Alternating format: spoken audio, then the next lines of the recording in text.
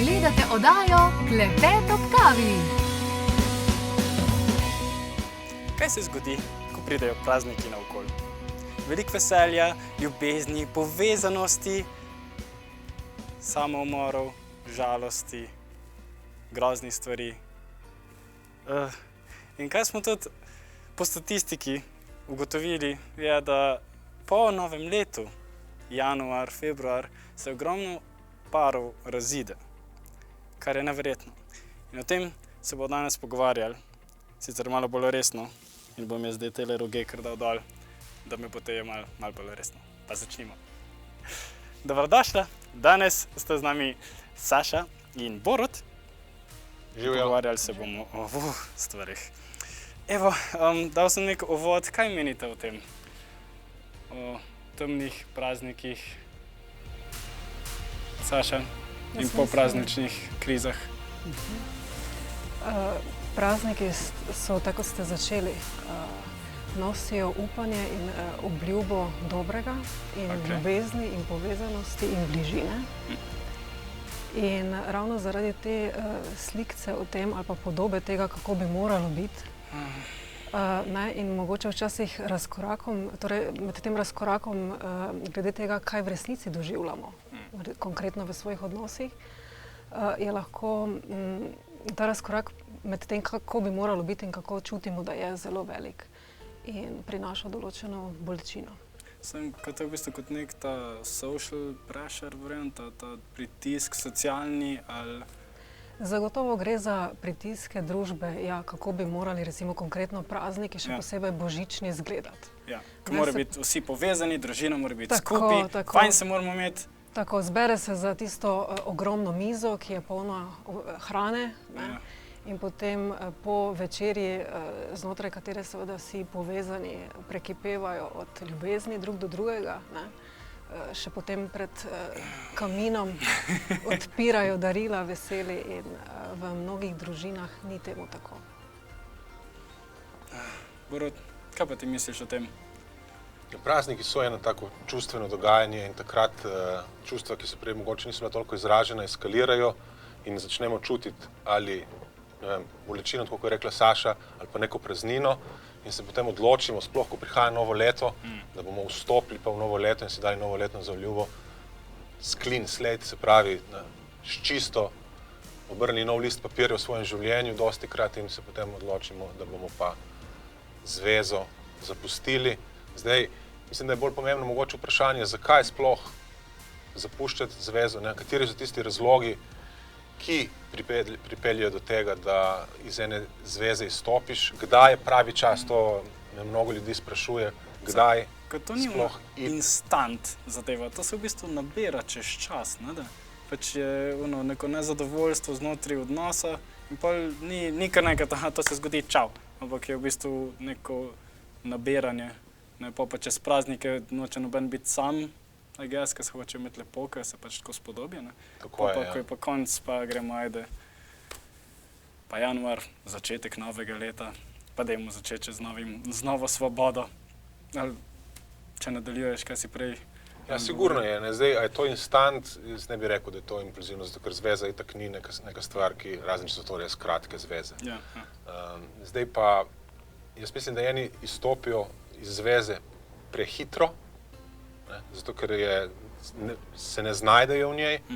Drugi, kot pa vidimo v družbi, ostajajo v zvezah mnogo predolgo in bi morali že zdavnaj izstopiti iz zveze, ki je ali umrla, ali pa jim ne nudi več tistega, kar potrebujejo za svojo osebno rast.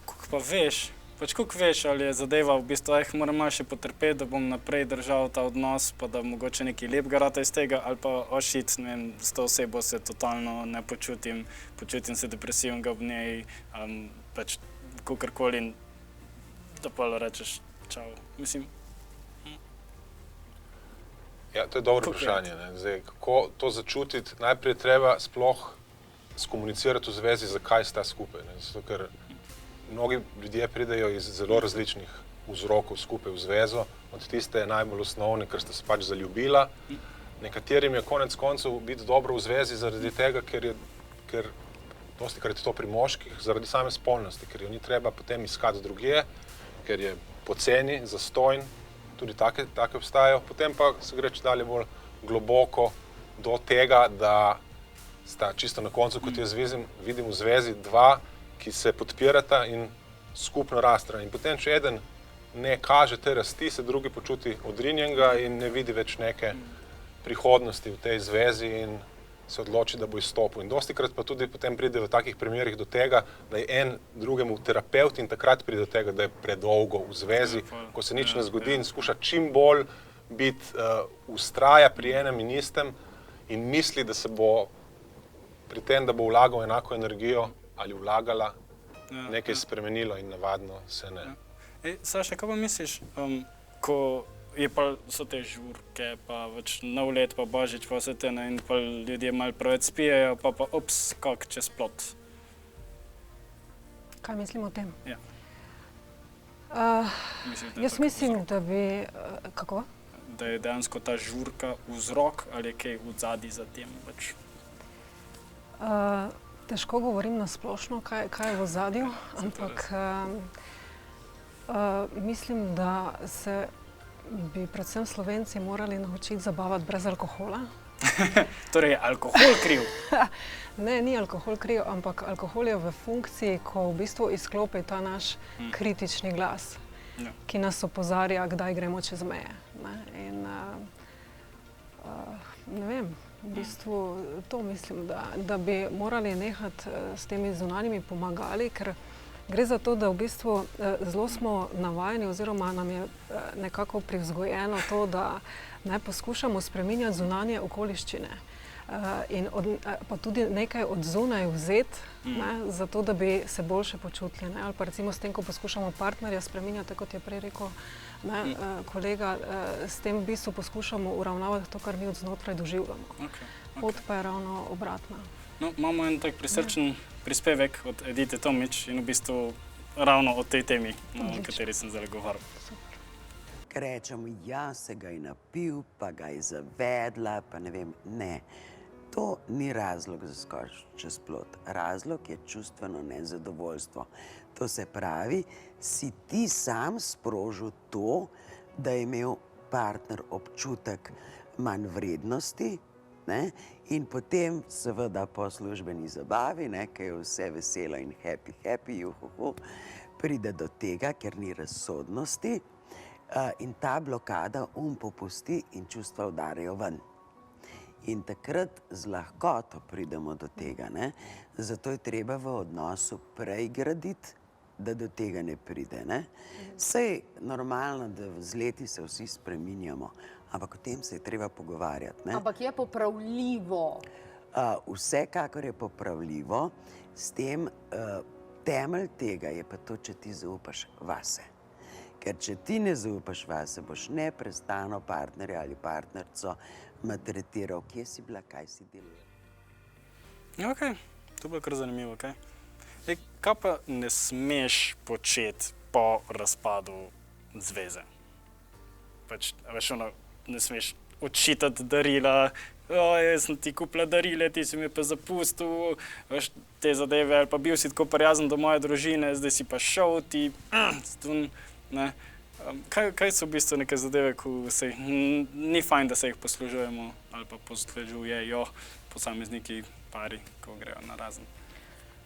Jaz mislim, da je vsak v prvi vrsti odgovoren za to, kar čuti ob razpadu zveze in da prevzame odgovornost za to in da v bistvu pri sebi ta čustva odčuti.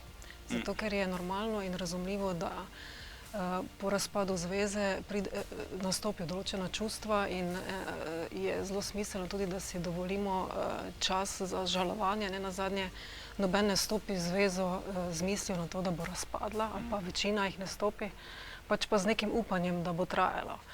In soočiti se s te vrste, bi rekla, razpadom te predstave o tem, kako bi se naj izšlo, je boleče oziroma zahteva določen čas. In potem, ko počakamo, da ta čustva, bi rekla, ko jih odčutimo, takrat lahko potem sprejemamo bistveno drugačne odločitve tudi v odnosu do bivšega partnerja, kot bi jih sicer, če ravnamo iz tega, mogoče iz jeze, iz zamere, iz sovraštva. Okay. Borut, kaj pa recimo, da moški zapusti žensko in pa v bistvu že v parih dnevih začne datati z drugo žensko. Kako je to videno na ven? Ali so kakšna pravila glede tega, ali je v bistvu bi moški mogel oddelati še pri sebi pač ta svoj bivši odnos, ki ga je končal, ali je pomembno, da ne vem, začne kar naprej pa reče, pač vrže za hrbet na zadevo, pa reče, jebi ga, pač odnos je šel, gremo novega. Kaj misliš glede tega? To, ko je rekla Saša, jaz mislim, da par dni, zdaj koliko je ta čas, je pri vsakem individualnem posamezniku. Pri vsakem posamezniku je to čisto nek drugačen čas. Ne? Zdaj, mogoče se je že ta odnos zdavnaj izpel in je ga ta moški že predelal in načeloma lahko vstopi v drug odnos, ampak za moškega je zelo pomembno, da je sam s sabo in da res začuti samega sebe in da potem od znotraj v bistvu pride ta vzgib potem, da se ponovno vzpostavi odnos z žensko, ki mu daje za svojo polarnostjo in privlačnostjo, inspiracijo, da lahko v življenju deluje. In tudi to je mogoče, kar je prej Edita govorila, in tudi en aspekt je tudi to, da na teh zabavah padejo maske, pade neke meje, se začnejo premikati in privlačnost, ki je nesporno naravna zadeva med moškim in žensko in nas nihče ni naučil, kaj z njo početi, pride potem do tega, da nekritično o tem razmišljamo. Ampak ta energija teče vsak dan, vsakič, ko srečaš vsako žensko, če si v svoji moški energiji in je ona v svoji ženski energiji. Nice. Hvala. Zdaj bomo pogledali še naše promo dogodke, tako da pogledamo, kaj imamo. Vabljeni na zvočno kopel za globoko celično sprostitev s terapevtskimi instrumenti, gongi, kristalne vilice, posode in še marsikaj drugega. Vabljeni torej na zvočno kopel. Edino predavanje, na katerem je nor tisti, ki še vedno misli, da nezemljani ne obstajajo, da smo sami. Pogovor o vesoljskih bazah, skritih sistemih, civilizacijah, pomembnejših dogodkih, ki se dogajajo prav zdaj in drugih stvarih, ki jih ne najdete na nobeni strani v nobeni knjigi, saj je Matjaž v direktni telepatski povezavi z višjimi biti in je izbran, da posreduje skrite informacije. Podpora nosečnici strani bodočih dedkov in babic. Odgovornost in vloga babic ter dedkov v prihodu vnuka, kje je tista meja med vsiljevanjem pomoči in dejanske pomoči mladi družinici, pa tudi pravila pri vzgoji doma in pri starih starših. Največje pasti ob prihodu prvih vnukov in vnukin in najlepše darila na predavanju 18. januarja. Preden se odpravim na porodniško, pa konec januarja še zadnji vikend za dušo v čudovitem Strunjanu, kjer je res močna energija. Tokratni vikend za dušo bo namenjen hormonom in pomlajevanju. Cel vikend v čudovitem Strunjanu, vikenda za dušo, res nekaj posebnega. Da ne bomo skozi govorili samo o nekih razpadih in o glumi temah, pa poglejmo v bistvu, kako lahko ohranimo odnos, kako ga v bistvu lahko oživimo, da postane ponovno živ kot roža, kot vrtnica, svetleča in lepa. Jaz bi rekla tako, da težave, vseeno bom se na to navezala, težave in konflikti so sestavni del vseh odnosov. In na nas je, kako se s tem soočamo. In pogosto poskušamo, tako kot sem prej rekla, spreminjati ljudi, zato da bi recimo nek odnos se obnesel. Jaz mislim, da je pot ravno obratna in da gre za to, da se vprašamo, kako jaz z svojim vedenjem, pa mogoče svojim načinom razmišljanja, prispevam k tej dinamiki, ki je med nama v odnosu. Se pravi, da prevzamemo odgovornost za to. Ker pogosto rečemo, ti me jeziš ali pa ti mi to delaš. V resnici nam nihče nič ne dela. V resnici čutimo, razen seveda, če gre za odnose, kjer je nasilje ali kaj podobnega, ampak če gre za neke konflikte, pa v bistvu je...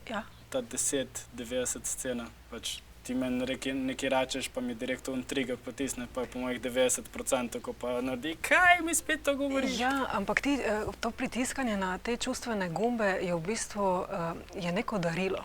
V tem smislu, ker... Ne čuti se tako. Ne čuti se kot darilo, ampak prinaša to neko sporočilo za nas. Se pravi, če smo trigirani, če nam nekdo pritiska na naše čustvene gumbe, je čas, da se vprašamo, kaj pa ti moji gumbi, zakaj pa se na ta način odzivam? Kaj pa to pomeni?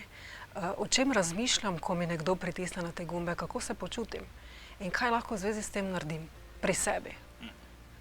In napredujemo v odnosih takrat, ko pač vidimo, da nas neke stvari, ki so nas mogoče prej čist razbesnile, še nas zdaj mogoče se pač sicer dotaknejo ali pa se nas rahlo dotaknejo.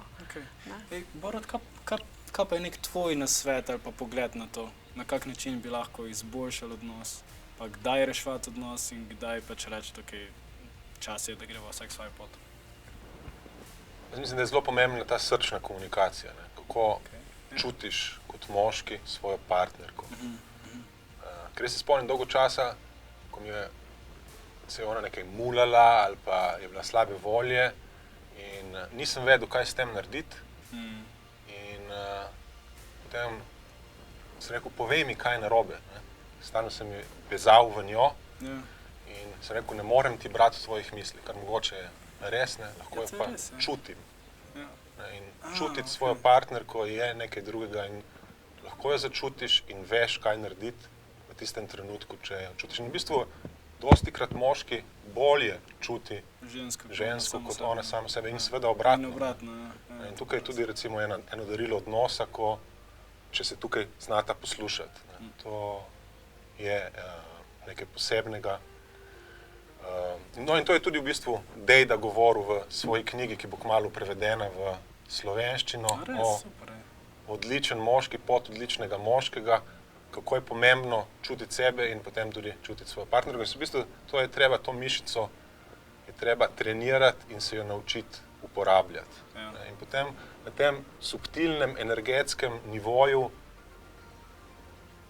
ogromno ene komunikacije poteka, potem kaj se skomunicira verbalno, je dostikrat samo še pika na i.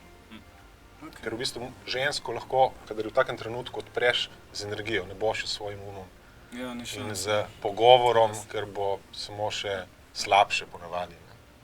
Kaj čutiš, če vprašaš v tistem trenutku, bo mogoče celo negativno vplivalo. Vsi sem vprašal te, kaj čutiš in ona bo v vsej tej zmešnjavi čustev tudi ne bo se zvedela. Če pa ne vem, se dotakneš, objameš, zavrtiš, povabiš v ples. Ja, to pa je tako en drugač zapelješ pot. Bomo pa zdaj še pogledali na ulice, kaj dejansko pravijo ljudje o telem. Ok, če bi na primer imela ti svoje prijateljice in bi vedela, da vara moža, a bi povedala njenemu možu? Zagotovo. Res? Ja. Ok, zakaj pa, na primer? Ja, ker to ni lepo, v bistvu odvisno, kolikokrat bi že to naredil. Ok, kaj če bi na primer enkrat to naredila in bi bilo pol ful žal, bi povedala? Ja, zdaj odvisno, kak je ona, ne, mislim, zdaj če prvič ne bo, ne, se probati treba. Ok. Zdaj če pa večkrat je pa že tako malo živa v tebi, to ni najboljše. Ok, hvala ti za odgovore. To je kot alkohol. Ja, verjamem, ja. Enkrat moraš probati, pa če ti je še ok, če pa je preveč, pa ti... Ne vem. To je taka triki vprašanja, ne? Ja, ne vem, to se pač takrat odločiš, ko si v tej situaciji, ne vem. Ok. Ja, zanimivo. Zakaj pa? Zaradi tega, ker jaz sem take prijatelje, s katerimi imam zelo oseben stik. In vem, da bi oni naredili isto zame in pač... Torej bi povedal? Ja. Ker se ti zdi, da je verjetno iskrenost še tista najbolj? Tista največja vrednota, ja. Ne bi, pač to je njuna zadeva. Ok. Vsak življenje dela pač to, kar misli, da je najboljše zanj in to, kar pač največ lahko tistem naredijo, se pač je to pač varanje, pač pride do tega, no. Kaj pa vidva, za da ali ne? A bi dejansko povedala prijateljici, če sta videla tako sranje? Ne vem. Ne veš? Kaj pa ti, Borut? Jaz bi skušal začutiti, kaj v tem trenutku služi njima najbolj, obema. In samo mogoče bi gledal širše, kaj služi celotnemu okolju in potem bi se odločil na podlagi tega, kar bi čutil. Ok, no se to je res. Kaj pa vi, gledalci? Kaj bi naredili? Ja, ne, je res zahtevno. Hvala, da ste bili z nami, lepo se imejte.